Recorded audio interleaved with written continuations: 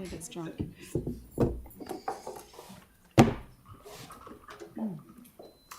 Right, so it's item. Oh. Okay. Pauline. Belinda, because I think we had 3 people on this, didn't we? Wasn't Phil? So he needs to be in this resolution as well?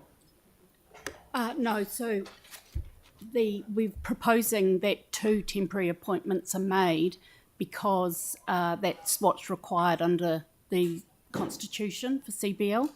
So rather than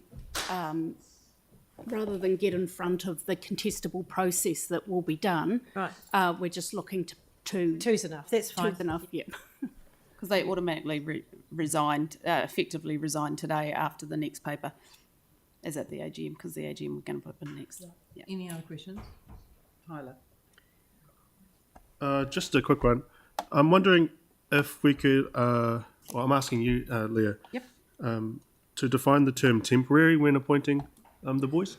Yeah, so no, good question, Tyler. So where we're at is, as you're aware, with the on the 14th of December, there'll be a paper that comes in to the council in regards to the appointments policy. And under that current policy that we have is around the contestable process and the process that needs to happen. Once that 14th of December's paper has come and a decision has been made about what that is, then a panel will be put in place and expressions of interest for all the CCOs, so venues, CNZ, CCHL, and Civic Building, because they are companies in the CCO. Once that has happened, the panel will be put together for actually those expressions of interest from the councillors will actually be requested before Christmas. We believe that can be done before Christmas.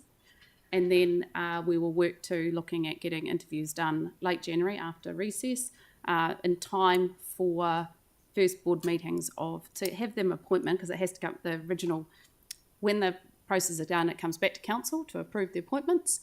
But we're working on a time frame of actually having those appointments on all those boards for councillor directors by the February board meetings. So that's when so we're saying that's the plan.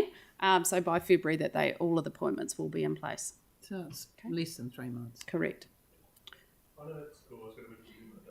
And you know, so there's some of those things but it's more so today was about Civic, because the AGM, they have to automatically resign, we would be in breach, which is why we did some of the decisions around CCHL. We put some temporary appointments in place, and CNZ, all the other boards can operate because they have their quorums right until that point.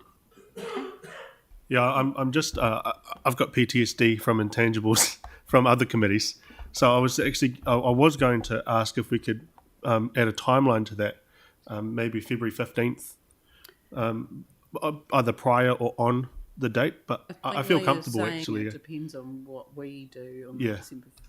Yeah, 14. I mean, the papers will be coming in December, so it will depend on that. Yep. I mean, I'm Yep. comfortable to say that we should have them all appointed by the end of February. Sure, no, that's cool. Yep. Nothing like putting myself on deadlines. It's already been moved. So we've got a mover of Tim and a seconder of Phil. Did you have a question? No. Oh, right. No, we've got that. Yanni? Question on that civic building. I know there's been a lot of work going on in relation to that. Do we have a time frame for when any sort of decisions will be? That's not relevant to this paper, really, Yanni. No. Well, I was just wondering if it would be before or after the permanent directors are appointed. Oh, I don't know the answer. It's not. Is it in relation to the appointment of the directors, or is Yes. it something else? So what was the question? Is there any major decisions that are going to be made between now and when we appoint the permanent directors? No, because there's no board meeting. Right, cool, Okay. thanks. Right, I'll move. We've moved and seconded. So all those in favour say aye. Aye. Against? Abstentions carried. Okay.